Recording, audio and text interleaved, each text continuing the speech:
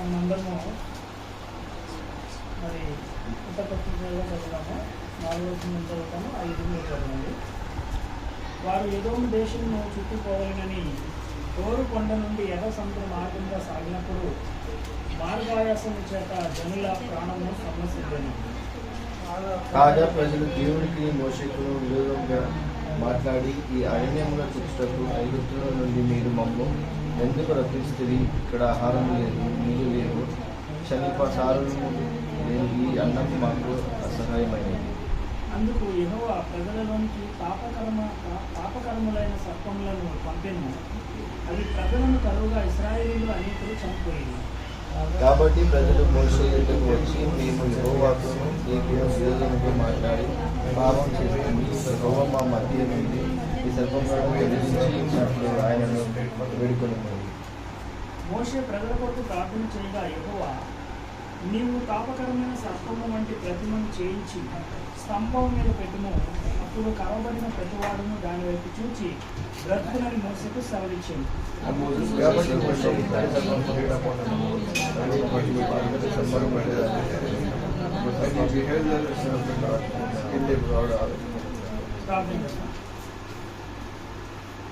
మహాపరిశుద్ధులైన తండ్రి, మహోన్నతులైన దేవ, ప్రేమస్వరూపుడైన రక్షకానికి వందనాలు చెల్లిస్తున్నాము తండ్రి. రాత్రికాల సమృద్ధి వేళలో గొప్ప దేవ, మీరు మాతో మాట్లాడుతూ రమ్మని మిమ్మల్ని బ్రతలాడుకుంటున్నాము.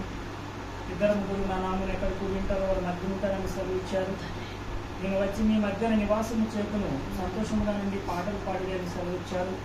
మీరు మా మధ్య ఉన్నారు. ఈ రాత్రికాల సమయంలో ప్రభువా, మరి కొద్దిసేపు ఇక్కడ మేము మీ వాక్యాన్ని ధ్యానం చేసుకుని తండ్రి తదుపరి నేను కొన్ని నిమిషాలు మరి ప్రార్థనలో గడపడానికి మీ పాదాలు ఎదురు వచ్చాము. మమ్మల్ని అంగీకరించండి దేవా. మరి కొన్ని నిమిషాలు మీరు మాతో మాట్లాడండి.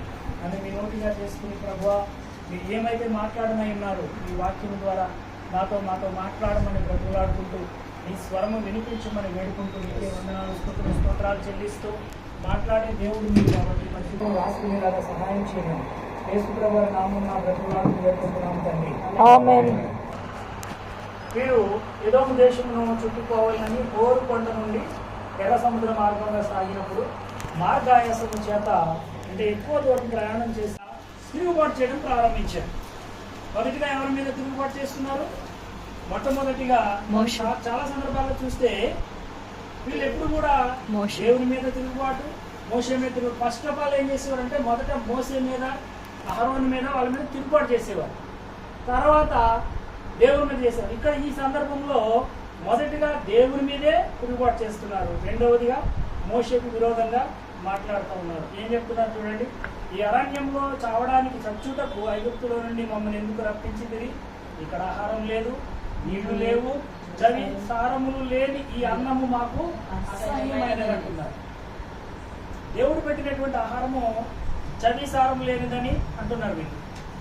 ఈ విధంగా ఎప్పుడైతే వీళ్ళు తిరుగుబాటు స్వభావంతో మోషేను, దేవుణ్ణి దూషించడం ఎప్పుడైతే ప్రారంభించారో, దేవునికి విరోధంగా మాట్లాడడం ఎప్పుడైతే ప్రారంభించారో, దేవునికి విరోధంగా మాట్లాడిన కారణం చేత దేవుడు ఏం చేశాడంట? తాపకర్ములైనటువంటి సర్పములను పంపించాడు ప్రజలలోనికి. ఈ సర్పం ఏం సర్పాలంటే తాపకర్ములైన సర్పములు.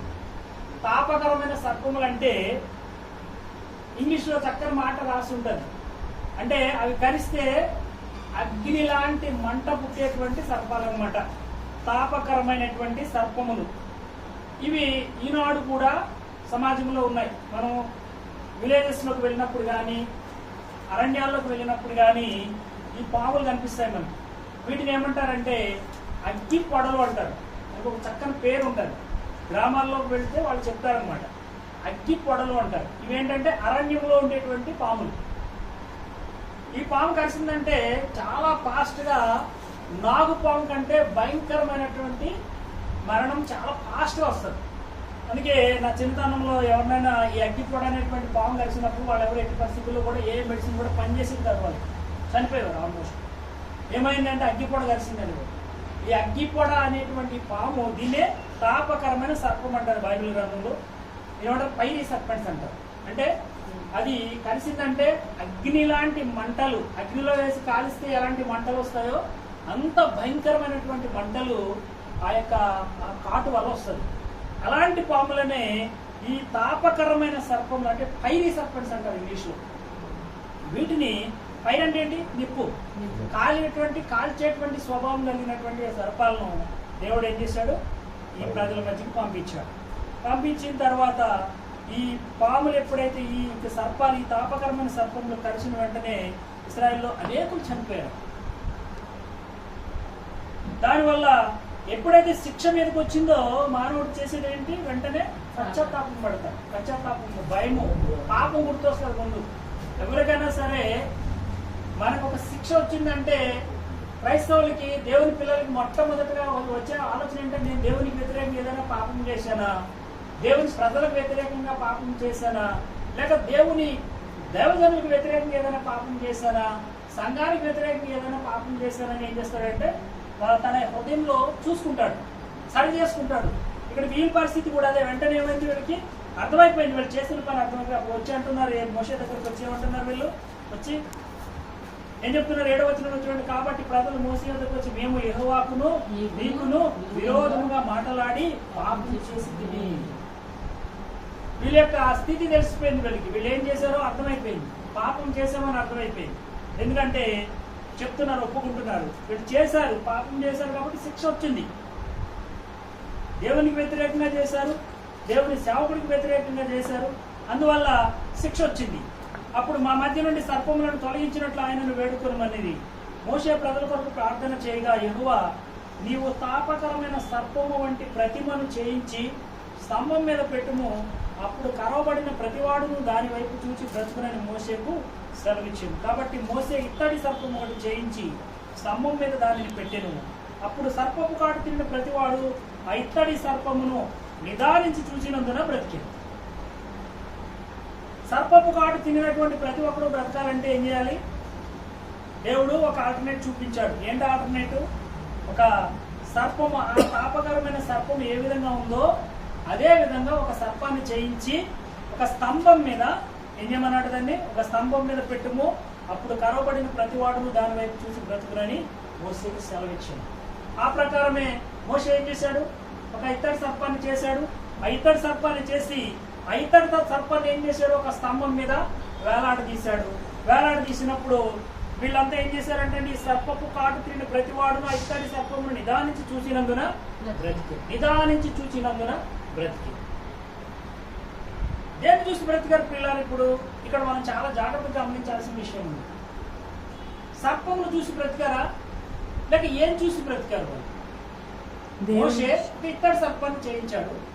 ఈ విషయంలో మనం చాలా క్లారిటీగా దేవుని యొక్క వాక్యాన్ని గమనించాల్సినటువంటి ఆవశ్యకత ఉంది.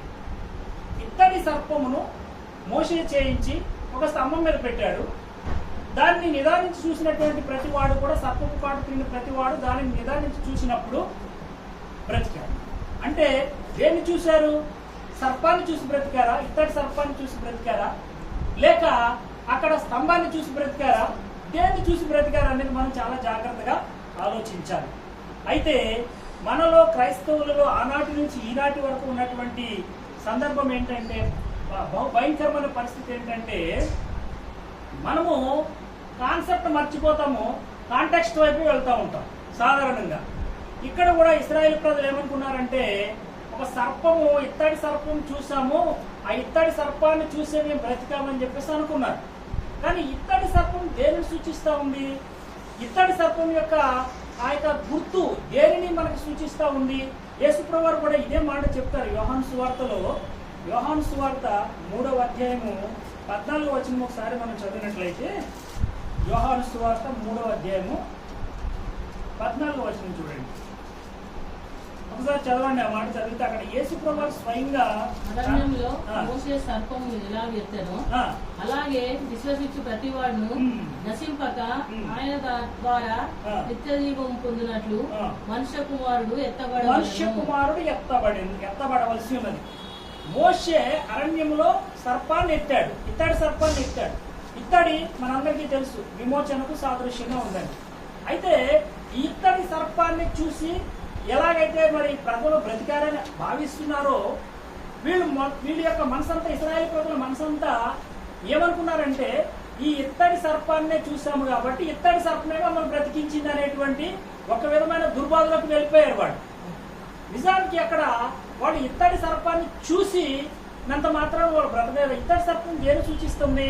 ఇత్తడి సర్పంలో జీవము లేదు, ఇత్తడి సర్పంలో జీవము లేదు, ఇత్తడి సర్పంలో ప్రాణము లేదు. ఇత్తడి సర్పము చంపబడింది, చితక తొక్కబడింది. ఎక్కడ? ఆ శిలువ మీద. అక్కడ యేసుక్రీస్తు ప్రభు వారి యొక్క శిలువ దర్శనాన్ని సూచిస్తా ఉంది ఇత్తడి సర్పం. ఈ ఇత్తడి సర్పాన్ని మాత్రమే మనం చూసిన, అందుకనే నిదానించి చూడమని చెప్పాడు దేవుడు. నిదానించి చూడాలి. నిదానించి చూడడం అనేటువంటిది ఏంటంటే యేసు వైపు మనం ఎలా చూస్తామో నిదానించి అంటే ఆలోచనతో, అంటే కాన్సెప్ట్, భావము.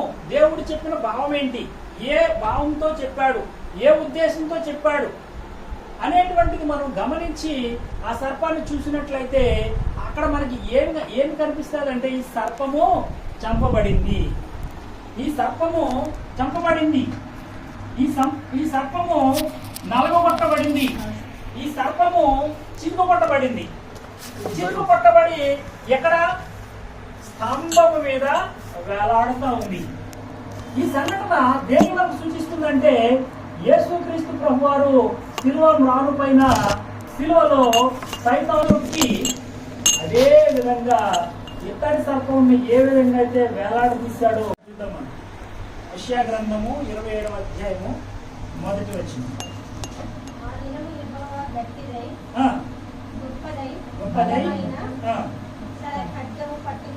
ఖడ్గం పట్టుకొనెను, మకరమును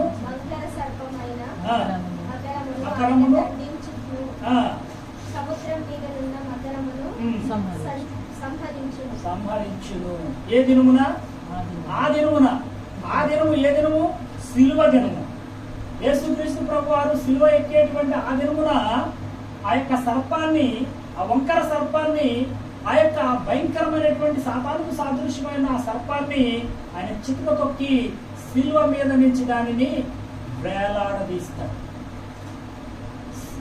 సైతాను పైన, సర్పము పైన దేవునికి విజయం వచ్చింది శిలువలోనే ఆ యొక్క మకరమును, ఆ యొక్క సర్పమును ఆయన చితక తొక్కాడు. ఆ దృశ్యాన్ని ఈ సంఖ్యాకాండము 21వ అధ్యాయంలో మరి ఇత్తడి సర్పం ఏం చేస్తుంది? చంపబడినటువంటి పాముకు, చంపబడిన సర్పానికి, నలగొట్టబడిన సర్పానికి, చితుకగొట్టబడిన సర్పానికి, ప్రాణము లేని సర్పానికి సాదృశ్యంగా ఆ యొక్క సర్పము వేలాడుతూ ఉంది. అంటే ఇప్పుడు ఇశ్రాయేల్ ప్రజలు ఏం చూడాలా? సర్పము చంపబడింది, సర్పములో జీవము లేదు, ఆ సర్పములో శక్తి లేదు, కాబట్టి ఆ సర్పపు కాటుకి మాకు ఏ హాని జరగదు అని చూడాలి వీళ్ళు. కానీ వీళ్ళు ఏం చూసారో తెలుసా? ఈ సర్పమే మమ్మల్ని బాగు చేసింది, ఈ సర్పమే మమ్మల్ని స్వస్థపరిచింది అనేటువంటి ఉద్దేశంతో ఆ సంఘటన జరిగిన తర్వాత వీళ్ళు ఏం చేశారు? కాన్సెప్ట్ మర్చిపోయి దేవుడు ఏ ఉద్దేశం అయితే చెప్పాడో ఆ శిలువ కాన్సెప్ట్ మర్చిపోయారు ఇశ్రాయేల్ ప్రజలు. కాంటెక్స్ట్ తీసుకున్నారు ఏంటి? అక్కడ సర్పము పెట్టాడు, సర్పం చూసాము, వెనక్కున్నటువంటి ఆ శిలువను చూడట్లేదు. అందుకే మీరు ఎప్పుడైనా చూడండి, అదే గుర్తుతో డాక్టర్లు ఇప్పటికీ కూడా డాక్టర్స్ వెనక ఒక గుర్తుంటారు, మీరు చూసారో లేదో, ఒక పోల్ ఉంటది, ఆ పోల్కి రెక్కలు ఉంటాయి, దానికి ఆ పాము చుట్టుపడి ఉంటుంది. అంటే అర్థమేంటి? శిలువలో ఈ యొక్క సర్పాన్ని యేసుక్రీస్తు ప్రభువాడు చంపివేసి జీవము లేకుండా చేసి దాన్ని నాశనం చేసి నిర్జీవమైనటువంటి ఆ సర్పాన్ని యేసుక్రీస్తు ప్రభువారు వేలాడదీశాడు. శిలువలో దానిపైన జయము సాధించాడు.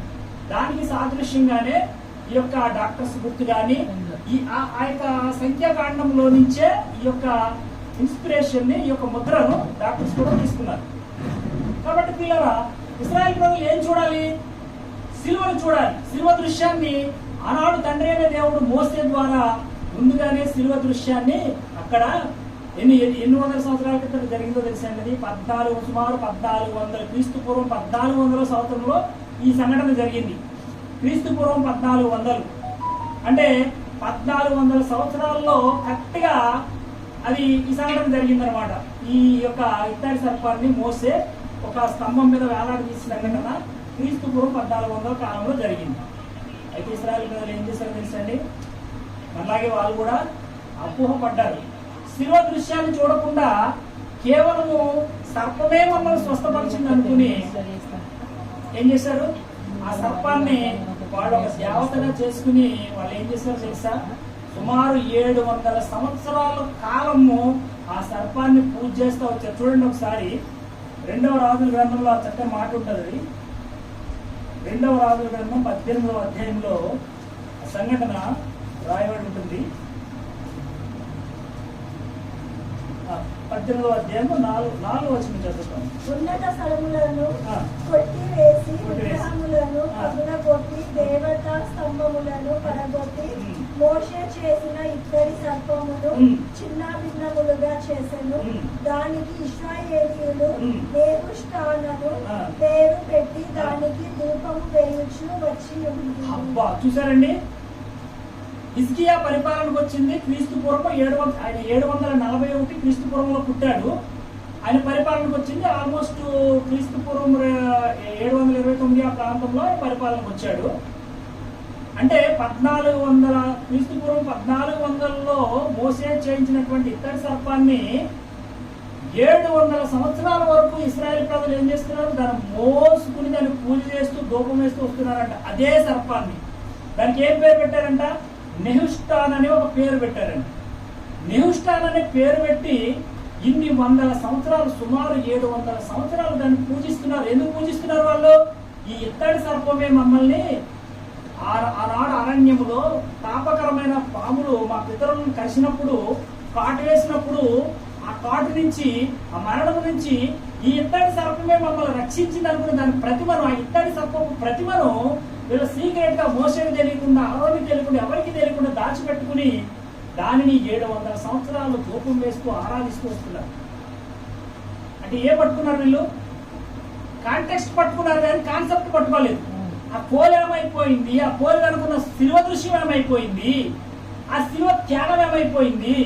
చచ్చినటువంటి పామును, జీవము లేనటువంటి పామును, చంపబడిన పామును, చితక కొట్టబడిన సర్పాన్ని తెచ్చుకుని ఆరాధిస్తున్నారు. ఆ సర్పాన్నే హిజ్కియా రాజు పరిపాలనలోకి వచ్చిన తర్వాత ఏం చేశాడు? దాన్ని తుత్తునీలు చేశాడు. ఎందుకంటే ఇన్ని సంవత్సరాలు వాళ్ళు దాన్ని ధూపం వేస్తూ వచ్చారు.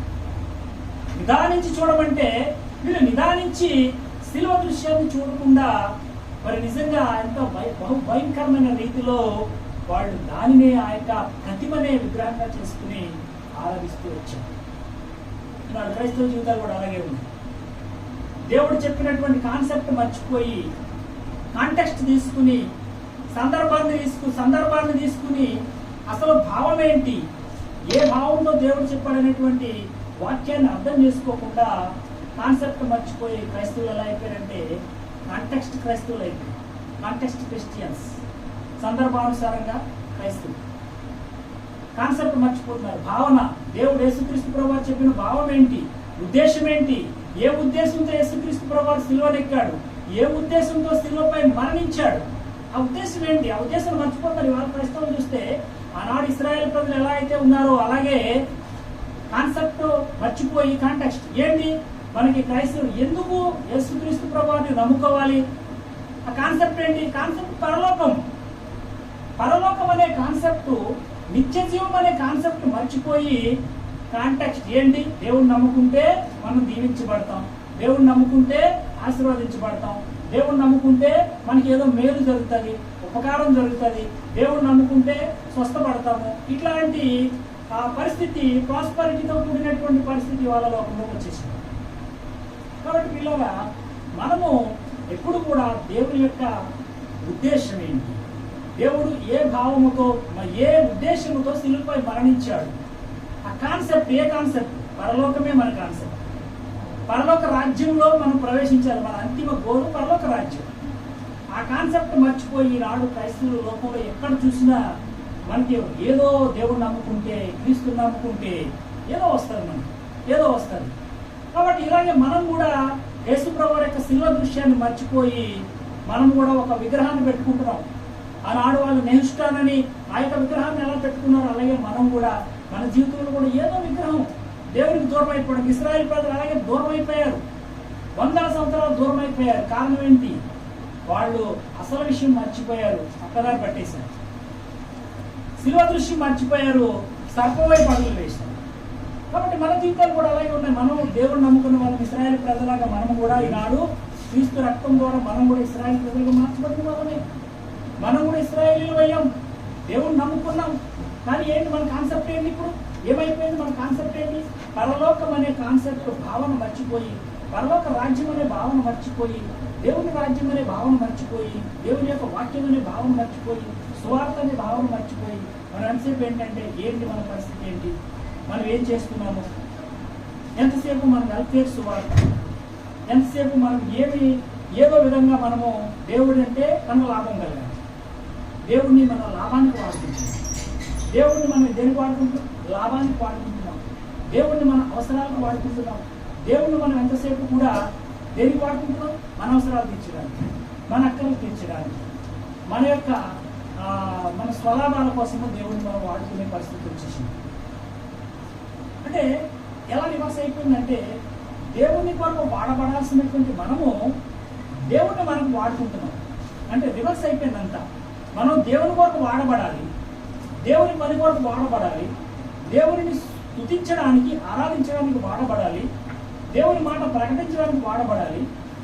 కానీ మనం ఎలా అయిపోయామంటే రివర్స్ అయిపోయి దేవుడిని మన కొరకు వాడుకుంటున్నాం, మన అవసరాల కొరకు దేవుడిని వాడుకుంటున్నాం, మనం స్వస్థపరచడానికి దేవుడిని వాడుకుంటున్నాం, మనల్ని డెవలప్ చేయడానికి దేవుడిని వాడుకుంటున్నాం, మన అవసరాలు తీర్చడానికి దేవుడిని వాడుకుంటున్నాం, మన అక్కర్లు తీర్చడానికి దేవుడిని వాడుకుంటున్నాం. ఇలా అయిపోయింది క్రైస్తవ జీవితం ఇవాళ.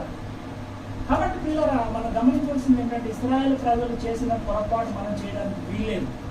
వాళ్ళు దేవుని యొక్క ఉద్దేశాన్ని మర్చిపోయి, శిలువ దృశ్యాన్ని మర్చిపోయి, వాళ్ళు ఏం చూశారు? శిలువ దృశ్యాన్ని చూసి నిదానించి శిలువను చూడమన్నాడు. అక్కడ మోషే ఏం చెప్పడం? మీరు నిదానించి శిలువను చూడండి. శిలువ అనే పదం అక్కడ వాడబడలేదు. ఎందుకు వాడబడలేదంటే శిలువ దృశ్యము, శిలువ కార్యం ఇంకా జరగలేదు. యేసుక్రీస్తు ప్రభు వారు కొన్ని వేల సంవత్సరాల తర్వాత రాబోతున్నాడు. కానీ అక్కడ భావం ఏం వాడబడింది? శిలువ యొక్క కాన్సెప్ట్. మీరు నిదానించి చూడండి. మీరు నిదానించి చూస్తే ఏం కనపడుతుంది? శిలువ కనపడుతుంది. ఆ శిలువలో బంధించబడినటువంటి ఆ సర్పం కనపడుతుంది. శిలువలో ప్రాణం తీయబడినటువంటి ఆ సర్పం కనపడుతుంది. శిలువలో చంపబడిన సర్పం కనపడుతుంది. శిలువలో జీవం లేని సర్పం కనపడుతుంది. శిలువలో చితుకు పట్టబడిన సర్పం కనపడుతుంది. అప్పుడు మీకు ఏమర్థమైనది? ఈ సర్పము శిలువలో చంపబడింది, ఈ సర్పము చిన్నదొక్కబడింది, ఈ సర్పంలో జీవం లేదని మీకు అర్థమవుతుంది. అప్పుడు ఆ సర్పంలో జీవం లేదు కాబట్టి అది మిమ్మల్ని కలిసినా మీకు ఏమీ కాదనేటువంటి ఒక గొప్ప ధైర్యం మీకు పుట్టి మీరు అందరూ కూడా ఆ శిలువ దృశ్యాన్ని చూసినప్పుడు మీరు బ్రతుకుతారని చెప్తే వీళ్ళు ఏం చేస్తున్నారు? ఆ దృశ్యం చూడకుండా వీళ్ళు పామునే చూస్తూ ఉన్నారు, సర్పాన్ని చూస్తూ ఉన్నారు. చివరికి వాళ్ళు ఏం నమ్ముకున్నారు? ఈ ప్రతిమే మమ్మల్ని బ్రతికించింది, ఈ ఇత్తడి సర్పము ప్రతిమే మమ్మల్ని బ్రతికించింది అనుకుని 700 సంవత్సరాలు దాన్ని మోసుకుని వచ్చారండి వీళ్ళు. వాళ్ళ ప్రయాణంలో 700 సంవత్సరాలు వాళ్ళు కూడా తెచ్చుకున్నారు. 700 సంవత్సరాలు దూపం వేస్తున్నారంట. ఎంత దౌర్భాగ్యకరమైన పరిస్థితి. ఇలా ఇవాళ మన పరిస్థితి కూడా అలాగే ఉంది. క్రీస్తు యొక్క శిలువ దృశ్యాన్ని మర్చిపోతున్నాం మనం. క్రీస్తు యొక్క శిలువ భావన మర్చిపోయి క్రీస్తు కొరకు వాడబడాల్సిన మనము క్రీస్తుని మన స్వంతానికి వాడుకునే పరిస్థితిలో ఉన్నాం. అది గమనించుకుని దేవా ఈ రాత్రికాల సమయం నుంచి అయినా మేము క్రీస్తు కొరకు వాడబడే విధంగా, క్రీస్తుని మా స్వార్థానికి వాడుకోవడం కాదు, మా అవసరాలకు క్రీస్తుని అడ్డం పెట్టుకోవడం కాదు. ఇవాళ క్రైస్తవులకి ఇన్ని శ్రమలు వస్తున్నాయంటే కారణం ఏంటో తెలుసా అండి? అసలు సిసలైన కారణం ఏంటో తెలుసా? క్రీస్తుని అడ్డం పెట్టుకుంటున్నాం మనం. పెద్ద పెద్ద సేవకులు, కార్పొరేట్ సేవకులు క్రీస్తుని అడ్డం పెట్టుకుంటున్నారు, క్రీస్తుని వాడుకుంటున్నారు. ఒక మాట చెప్పాలంటే క్రీస్తుని వాడుకుని బాగుపడుతున్నారు. క్రైస్తవులు అలాగే, చిన్న క్రైస్తవుల దగ్గర నుంచి పెద్ద కార్పొరేట్ సేవకుల వరకు కూడా క్రీస్తుని వాడుకుంటున్నారు తప్ప క్రీస్తు వరకు వాడబడట్లేదు. క్రీస్తు వరకు వాడబడట్లేదు. చూడండి మీరు, అంత్య దినములు అపాయకరమైన కాలంలోని యేసుక్రీస్తు ప్రభువు అందుకే చెప్పాడు. ఎవరో క్రీస్తు వరకు వాడబడట్లేదు, క్రీస్తుని వాడుకుంటున్నారు, అడ్డం పెట్టుకుంటున్నారు. కాబట్టి క్రైస్తవుల మీదకి శ్రమలు రావడానికి ఇంత త్వరగా శ్రమలు ఎందుకు వస్తున్నాయి, ఇంత హింసలకు ఎందుకు వస్తుందని మనం కూడా ప్రశ్న వేసుకోవాలి. ఎందుకు ఇంత హింస ఎందుకు వస్తుంది? ఒకప్పుడు 80s లో లేవు, 90s లో ఇంత హింస లేదు, 2000 లో ఇంత హింస లేదు. ఇప్పుడు ఎందుకు స్టార్ట్ అయిందంటే క్రైస్తవుడు ఎలా మారిపోయాడంటే క్రీస్తుని అడ్డం పెట్టుకుని క్రీస్తుని వాడుకోవడం మొదలు పెట్టాడు. నువ్వు నేను నిజంగా క్రీస్తు కొరకు వాడబడితే ఏ వ్యతిరేకత మనకు రాదు. నిజంగా క్రీస్తు కొరకు వాడబడితే ఏ వ్యతిరేకత కూడా రాదు. క్రీస్తును నువ్వు వాడుకుని చేసే పరిస్థితులు వచ్చేయండి నీకు వ్యతిరేకత వస్తాయి. కాబట్టి ఇవాళ లోకంలోకి ఈ శ్రమలు రావడానికి కారణం ఏంటంటే మన ఒక్క దేశం అని నేను చెప్పట్లేదు, ప్రపంచవ్యాప్తంగా కూడా పరిస్థితి అలాగే అయిపోయింది. ప్రతి ఒక్కరూ కూడా క్రీస్తుని వాడుకుని ఏదో విధంగా పైకి వెళ్ళిపోవాలి అనే పరిస్థితికి వచ్చారు తప్ప క్రీస్తు కొరకు వాడబడాలి. క్రీస్తు కొరకు నిజంగా వాడబడిన వాళ్ళ పరిస్థితులు ఎలా ఉంటాయో తెలుసా? క్రీస్తు కొరకు వాడబడితే శ్రమల గుండా వెళ్లాల్సిందే. శ్రమల గుండా, కష్టాల గుండా, ప్రతికూల పరిస్థితుల గుండా వెళ్లాల్సిందే. క్రీస్తు కొరకు వాడబడితే క్రీస్తుని వాడుకున్న వాళ్ళు, క్రీస్తుని అడ్డం పెట్టుకున్న వాళ్ళు మాత్రం ఎక్కడో ఉన్నారు చూడండి. కానీ ఒకనొక దినం వస్తుంది, ఆ రోజున వాళ్ళనే అడుగుతాడు. ఆ రోజున గొర్రెల్ని మేకలను వేరు చేసినప్పుడు అక్కడ ఎవరున్నారు? వాళ్ళు ఎవరు అన్యులు కాదు, వాళ్ళందరూ రక్షణ పడిన ఉండే వాళ్ళని అడుగుతున్నాడు. నేను చెరసాల్లో ఉంటే నువ్వు రాలేదు, నేను ఆకలి ఉంటే నాకు అన్నం పెట్టలేదు, నేను వస్త్రహీనుడు అయి ఉంటే నువ్వు వస్త్రాలు ఇవ్వలేదు. ఎవరు అంటున్నాడు మాటలు? మనల్నే. అక్కడ ఆ తీర్పు జరిగేది ఎవరికి? క్రైస్తవులు జరుగుతున్న తీర్పు. అది దేవుని ప్రజలకు జరుగుతున్న తీర్పు. బలా నమ్మకమైన మంచి దాసుడు అనిపించుకోవాలా, సోమరవారి చెడ్డ దాసుడు అనిపించుకోవాలి. ఇవాళ ఇంతమంది ప్రజలు సేవ చేస్తున్నారు. సోమరైన చెడ్డ దాసులు ఎవరున్నారు అక్కడ? ఎవరు సోమరైన వాళ్ళు? గమనించండి. ఇంతమంది సేవ చేస్తున్న సోమరులు ఎవరున్నారు? వీళ్ళే క్రీస్తుని అడ్డం పెట్టుకున్న వాళ్ళు. క్రీస్తుని అడ్డం పెట్టుకుని పైకి పోయినటువంటి వాళ్ళు వీళ్ళంతా. వాళ్ళే సోమరివారిని చెడ్డ దాసులు. నువ్వు చేయాల్సిన పని చేయకుండా క్రీస్తు కొరకు వాడబడాల్సింది నువ్వు క్రీస్తు వాడుకున్నావు కాబట్టి నువ్వు సోమరిగానే జీవించవు. అడ్డం పెట్టుకుని సోమరిగా జీవించు. వాళ్ళు మనం చూస్తున్నాం సమాజంలో. ఎలాంటి సేవకులు ఉండాల్సిన లక్షణాలు ఏంటవి? బాడీ గార్డ్స్తో, పెద్ద పెద్ద కార్లతో, సెక్యూరిటీ గార్డులతో వచ్చి ఇదా సేవ. ఈ సేవ ఆనాడు ఉందా? అధికారంలో ఉందా? ఏనాడు ఉంది? ఇదంతా ఏంటి? క్రీస్తును అడ్డం పెట్టుకుంటారు. కాన్సెప్ట్ మర్చిపోయి కాంటెక్స్ట్ వైపు వెళ్ళి దేవుడు యేసుక్రీస్తు ప్రభువారు ఎందుకు చనిపోయాడనే సందర్భాన్ని మర్చిపోయి విస్మరించి, ఎవరి కొరకు చనిపోయాడు, ఎందుకు చనిపోయాడు అనే సందర్భాన్ని విస్మరించి మరి కాంటెక్స్ట్ వైపు వెళ్ళి ఏదో విధంగా దేవుడిని అడ్డం పెట్టుకుని క్రీస్తుని వాడుకుని, ఒక్క మాట చెప్పాలంటే క్రీస్తుని అడ్డం పెట్టుకుని వాళ్ళ ఇంత క్రైస్తవత్వము దిగజారిపోయే పరిస్థితికి వచ్చేసింది. కాబట్టి మనము సరి చేసుకుని మనలో అలాంటి పరిస్థితులు రాకుండా ఉండాలని దేవుడు ముందుగానే మరి బైబిల్ గ్రంథంలో అన్ని కూడా రాసిపెట్టి ఉంచాడు. మనం క్రీస్తు కొరకు వాడబడేవారిగా ఉండాలి కానీ క్రీస్తుని వాడుకునే వారిగా ఉండకూడదని దేవుడు మనం ఎంతగానో హెచ్చరిస్తూ ఉన్నాడు. కాబట్టి ప్రియ సహోదరి సహోదరులారా, క్రీస్తు కొరకు మనం వాడబడాలి. క్రీస్తు సువార్త కొరకు వాడబడాలి. క్రీస్తు యొక్క శిలువ కొరకు మనం వాడబడాలి. అంతేగాని క్రీస్తుని అడ్డం పెట్టుకునే పరిస్థితులు కూడా మనం వెళ్ళకూడదు. మరి ఆనాడు శిలువ దృశ్యాన్ని మర్చిపోయినటువంటి ఆ ఇశ్రాయేలు ప్రజలు, శిలువ యొక్క భావన మర్చిపోయినటువంటి ఇశ్రాయేలు ప్రజలు ఆ పాముని, ఆ సర్పాన్ని ఎత్తుకెళ్ళి 700 సంవత్సరాలు ఆరాధించుకున్నారు. చూడండి, వాళ్ళు ఎక్కడికి వెళ్ళినా దాన్ని ఎంత జాగ్రత్తగా దాచుకున్నారు. 700 సంవత్సరాలు ఏదైనా దాయగలుగుతామా? ఇంకా ఇంకొక సందర్భం చూస్తే ఆశ్చర్యపోతాం మనం. ధర్మశాస్త్రాన్ని విస్మరించారు. ఆ మాట ఉంది మనం చూసినట్లయితే, అదే 2వ రాజుల గ్రంథంలో 23లో యోషియా భక్తుడు వచ్చిన తర్వాత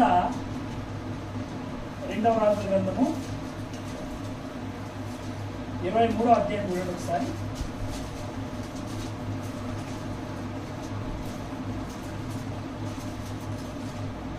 ఇరవై రెండులో 8వ వచనం నుంచి చదువుతున్నా చూడండి. అంతటా ప్రధాన యాజకుడైన హిజ్కియా 2వ రాజుల గ్రంథం 22వ అధ్యాయం.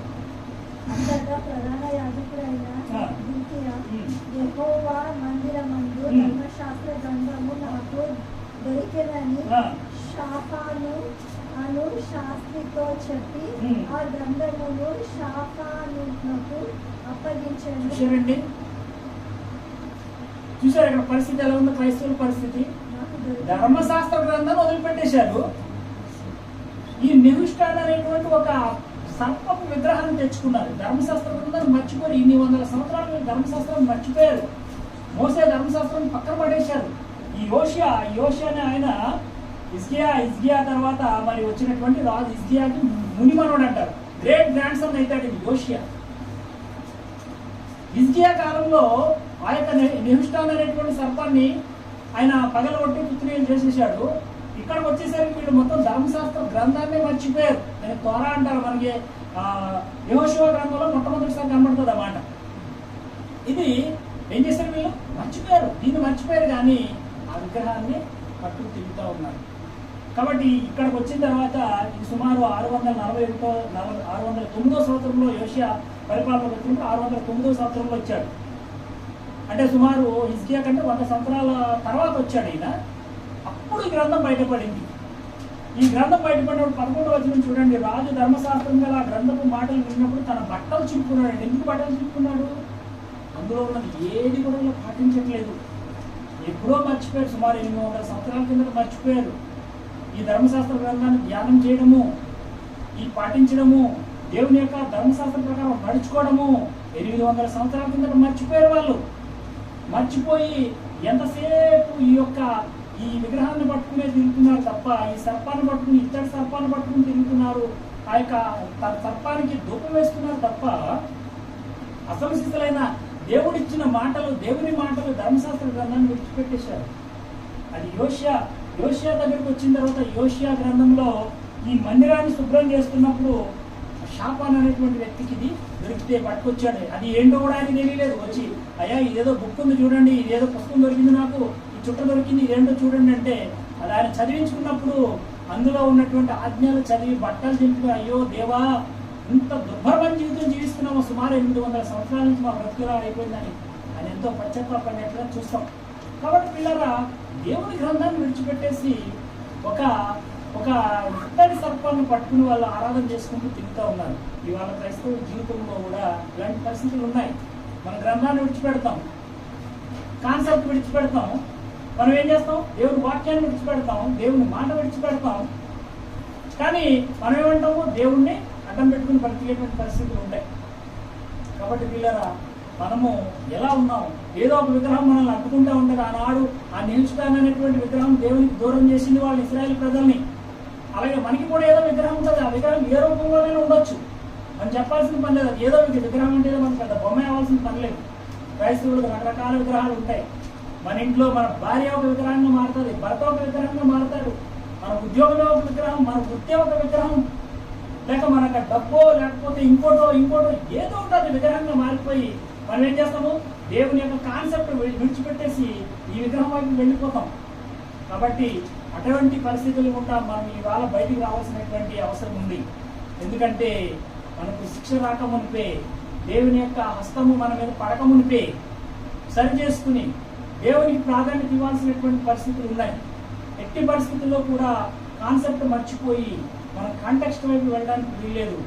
దేవుని కొరకు వాడబడాల్సినటువంటి మనము దేవుని అడ్డం పెట్టుకుని దేవుని వాడుకునే పరిస్థితులు కూడా మనం వెళ్ళడానికి వీల్లేదు. వాళ్ళ లోకం అలాగే అయిపోయింది. ఎక్కడ చూసినా కార్పొరేట్ సేవకులు, ఎక్కడ చూసినా చూడండి పెద్ద సేవకులు, కార్పొరేట్ సేవకులు, పెద్ద హార్మోనీ సూట్లు, పెద్ద కార్లు, పెద్ద బంగ్లాలు. ఏంటి? క్రీస్తు కొరకు వాడబడుతున్నారా వీళ్ళంతా క్రీస్తు కొరకు వాడబడుతున్నారా? క్రీస్తుని వాడుకుంటున్నారా? మనందరికీ తెలిసిపోతాడు, చూడగానే తెలిసిపోతుంది మనకి. ఈయన క్రీస్తు కొరకు వాడబడుతున్నాడా, క్రీస్తుని వాడుకుంటున్నాడా? ఏంటి ఇతర పరిస్థితి ఏంటి? ఒకనొక రోజు వస్తుంది, ఆ రోజు అంటాడు, ఏమయ్యా నేను ఆకలి కొంటే నువ్వు నాకు అన్నం పెట్టావా? నేను దాహంగా ఉంటే నాకు నీళ్ళు ఇచ్చావా? నేను వస్త్రహీనున్నై ఉంటే నువ్వు నాకు వస్త్రాలు ఇచ్చావా? నేను చెరసాలలో ఉంటే అంటే ఏంటి? ఏం సూచిస్తుంది ఇది? చెరసాలలో ఉంటే నువ్వు నన్ను దర్శించలేదంటే అర్థం ఏంటి? నేను ఆకలిగా ఉంటే నాకు ఆహారం పెట్టలేదంటే అర్థం ఏంటి? నేను రోగినై ఉంటే నన్ను చూడడానికి నువ్వు రాలేదంటే ఏంటి? ఇవన్నీ ఏం సూచిస్తున్నాయి? మీ సహవాసం ఎక్కడ ఉంది? చూడండి, మనం పెద్ద సేవకులు, ఉదాహరణ పేర్లు చెప్పడం, ఒక పెద్ద సేవకుని చూడండి. ఆ సేవకుడు ఏనాడన్నా ఏ గృహానికన్నా వెళ్ళి దర్శించడం మీరు చూసారా? ఒక వ్యాధిగ్రస్తుల దగ్గరికి వెళ్ళి ప్రార్థన చేయడం చూసారా? ఒక చెరసాలకు వెళ్ళి ప్రార్థన చేయడం చూసారా? ఉండవు, ఏముండవు. అంటే ఇప్పుడు మనం ఏమనుకోవాలి? అతను క్రీస్తు కొరకు పనిచేస్తున్నాడా, క్రీస్తు కొరకు వాడబడుతున్నాడా, లేక క్రీస్తును వాడుకుంటున్నాడా? మనకు తెలిసిపోతుంది క్లియర్గా. కనుక క్రీస్తు కొరకు వాడబడేటువంటి చాలా పేద సేవకులు ఉన్నారు. ప్రాణత్యాగాలు చేసి వాళ్ళు ఎంతో మంది ప్రాణత్యాగాలు చేస్తున్నారు. వాళ్ళకి తినడానికి సరైన తిండి ఉండదు. మనం కొన్ని ప్రాంతాలకు, మారుమూల ప్రాంతాలకు వెళ్ళి మనం చూసినట్లయితే పిల్లగా వాళ్ళకి సరైన తిండి ఉండదు, కట్టుకోవడానికి వస్త్రాలు ఉండవు, వాళ్ళ పిల్లలకి సరైన చదువులు ఉండవు, వాళ్ళకి సరైన ఫెసిలిటీస్ ఉండవు. కానీ వాళ్ళు ఏం చేస్తారు తెలుసా? క్రీస్తు కొరకు వాడబడతారు, క్రీస్తు కొరకు నిలబడతారు. మేము మా దేవుని కొరకు వాడబడాలి, మేము చనిపోయినా పర్వాలేదు, ఈ లోకంలో మాకు ఏది అక్కర్లేదండి, వాళ్ళు ఎంతగానో దేవుని కొరకు వాడబడడానికి ప్రయత్నం చేస్తారు. కానీ మనం కొన్ని ప్రాంతాలకు వచ్చినప్పుడు ఇది రివర్స్లో కనిపిస్తారు. మనకి క్రీస్తుని వాడుకుంటూ కొంతమంది కనిపిస్తారు. కాబట్టి మనం ఎలా ఉన్నాం? ఇశ్రాయేల్ ప్రజల నుంచి వచ్చింది ఇది. వాళ్ళు దేవుని నామాన్ని అడ్డం పెట్టుకుని వాడుకున్నారు. దేవుడిని అడ్డం పెట్టుకుని వాళ్ళ అవసరాలకు వాడు ఇప్పుడు ఏం చేస్తారు? వాళ్ళు ఎప్పుడైతే తాపకరమైన సర్పాలు కలిసాయో వెంటనే ఏమన్నారు? మమ్మల్ని బాగు చేయడానికి నువ్వు దేవుని కొరకు ప్రార్థన చేయి. మోషే దగ్గరకు వచ్చారు. ప్రార్థన చేసినప్పుడు వాళ్ళు స్వస్థత పొందారు. అలాగా ఇవాళ క్రైస్తవ జీవితాలు కూడా అలా ఉన్నాయి. కాబట్టి రాత్రికాల సమయంలో మనం దేవుని అడుగుదాం, దేవా మేము నీ కొరకు వాడబడే వాళ్ళగా ఉండాలి, నేను వాడుకునే పరిస్థితులు కూడా మేము వెళ్ళడానికి వీల్లేదని మనం ప్రార్థన చేసి దేవుని కొరకు వాడబడాలని రాత్రికాల సమయంలో మనం అందరం కూడా భారంతో ప్రార్థన చేసి మనల్ని ఏ విధంగా దేవుడు నువ్వు వాడబడాలని తీర్మానం చేసుకుంటే, నిజంగా నువ్వు దేవుని కొరకు వాడబడాలని, దేవుని కొరకు నేను వాడబడాలంటే నీకు దేవుడు సమయం ఇస్తాడు. నీకు కావాల్సిన ప్రతిదీ నువ్వు దేవుని కొరకు వాడబడడానికి, ఆత్మను సంపాదించడానికి నీకు ఏది కావాలని దేవుడు ఇస్తాడు నీకు. కానీ నువ్వు వాడబడాలి అనేటువంటి ఆలోచన మనలో ఉండాలి. ఎప్పుడైతే అది ఉంటుందో దేవుడు తప్పకుండా మనల్ని వాడుకుంటాడు. అంతేగాని మనము రివర్స్గా ఉండి దేవునికి వ్యతిరేకంగా దేవుని అడ్డం పెట్టుకుని, క్రీస్తుని అడ్డం పెట్టుకుని మనం నావ దాటాలి, ఏడు దాటాలి అనుకుంటే అది జరిగేది కాదు. కాబట్టి మనం క్రీస్తు కొరకు వాడబడ్డానికి తీర్మానం చేసుకుని రాత్రికాల సమయంలో దేవుని అడగడం, ప్రభావ పరిస్థితులన్నీ ప్రతికూలంగా ఉన్నాయి కాబట్టి మేము క్రీస్తు కొరకు వాడబడే విధంగా మమ్మల్ని సిద్ధపరచమని కొన్ని నిమిషాలు మనం ప్రార్థన చేసుకుని మరి ఈ కార్యక్రమాన్ని ముగించుకున్నాం. దేవుడి వాక్యం దేవుచున్నాం.